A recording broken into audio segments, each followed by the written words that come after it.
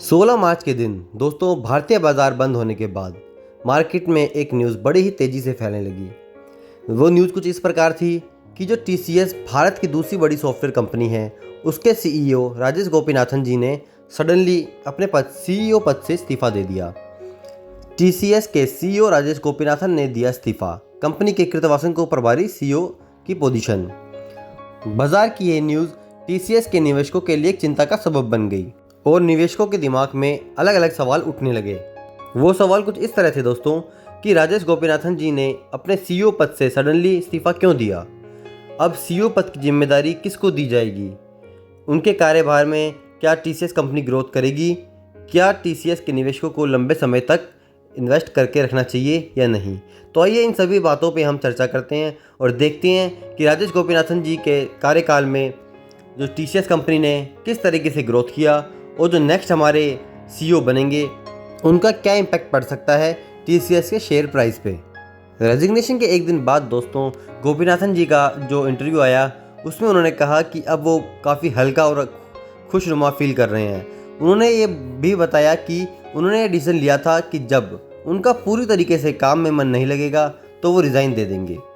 राजेश गोपीनाथन जी दोस्तों पिछले 22 साल से TCS के CEO पद पर कार्यरत थे। अब उन्होंने कार्यभार के कृतिवासन जी को सौंप दिया है। हालांकि सितंबर 2023 तक राजेश गोपीनाथन जी कृतवासन जी के सपोर्ट में उनके साथ काम करते रहेंगे।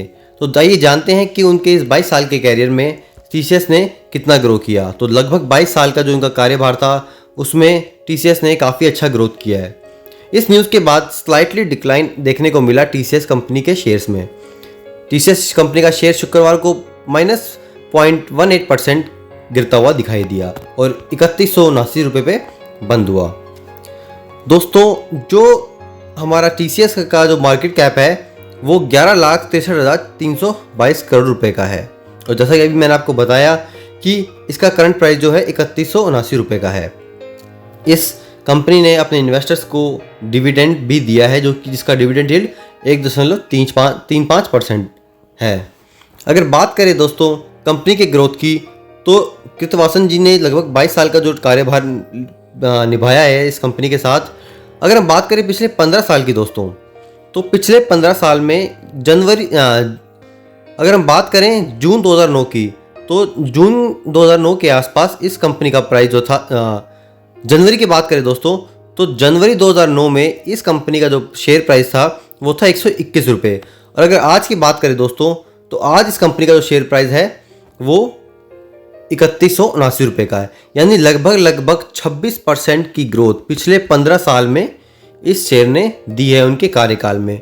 तो दोस्तों मतलब 1 रुपये के ऊपर आपको 26 रुपये मिले होते अगर आपने इस कंपनी में 2009 में इन्वेस्ट किया होता। यानी उनके कार्यकाल में इस कंपनी ने काफ़ी अच्छी ग्रोथ की है, काफ़ी अच्छा हमें रिटर्न मिला है। बात करते हैं दोस्तों अब कि के कृतवासन जी कौन है और उनका कार्यभार कितने समय का चलता आ रहा है। तो अगर दोस्तों न्यूज़ की बात करें तो देश की सबसे बड़ी IT company Tata consultancy service के MD और CEO राजेश गोपीनाथन जी ने इस्तीफा दे दिया है। कंपनी ने स्टेटमेंट जारी कर ये जानकारी साझा की है। TCS ने राजेश गोपीनाथन जी के इस्तीफे के बाद के कृतिवासन जी को 16 मार्च 2023 से ही नया CEO नियुक्त करने का ऐलान कर दिया है। के कृतवासन जी फिलहाल कंपनी के प्रेसिडेंट और बैंकिंग, फाइनेंशियल सर्विसेज और इंश्योरेंस बिजनेस ग्रुप के ग्लोबल हेड के पद पर तैनात हैं। के कृतवासन जी बीते 34 सालों से TCS के साथ जुड़े हुए हैं। राजेश गोपीनाथन जी 22 सालों से TCS के साथ जुड़े हुए रहने के बाद अपने पद से इस्तीफा दे दिया है और बीते 6 वर्षों से वे कंपनी मैनेजिंग डायरेक्टर और CEO पद पर तैनात हैं। राजेश गोपीनाथन सितंबर महीने तक कंपनी के साथ बने रहेंगे। तो दोस्तों हमारे जो के कृतवासन जी हैं उनका भी जो TCS के साथ जो कार्यभार है वो 34 साल का है। मतलब के कृतवासन जी का जो रिलेशन है TCS कंपनी के साथ वो भी 34 सालों पुराना है। दोस्तों होता क्या है, जैसे ही किसी कंपनी की मैनेजमेंट चेंज होती है तो इन्वेस्टर्स के बीच में एक पैनिक सिचुएशन क्रिएट हो जाती है और सडनली सेलिंग प्रेशर स्टॉक्स पे बनता दिखाई देता है।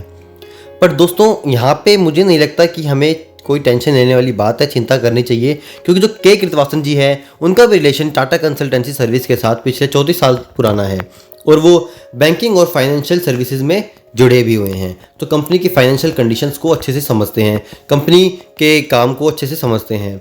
और अगर अलग अलग इन्वेस्टर्स की, अलग अलग एनालिस्ट्स की अगर इंटरव्यू को देखें और उनको समझें, तो अभी तक हमने यही स्टडी किया है कि हर एनालिस्ट यही बात बोल रहा है कि हमें पैनिक होने की ज़रूरत नहीं है। और जिस तरीके से टाटा कंसल्टेंसी ने अभी तक ग्रो किया है, इन्वेस्टर्स को हमेशा अच्छा रिटर्न दिया है, आगे के कृतवासन जी के कार्यभार में भी इसी तरीके से टीसीएस कंपनी जो है वो ग्रोथ करती रहेगी और अपने इन्वेस्टर्स को निराश नहीं करेगी। तो आई होप दोस्तों आप सभी को ये वीडियो इन्फॉर्मेटिव लगी होगी, तो प्लीज़ कमेंट करके बताएं, वीडियो को लाइक करें, ज़्यादा से ज़्यादा शेयर करें और चैनल को सब्सक्राइब करें। Thank you.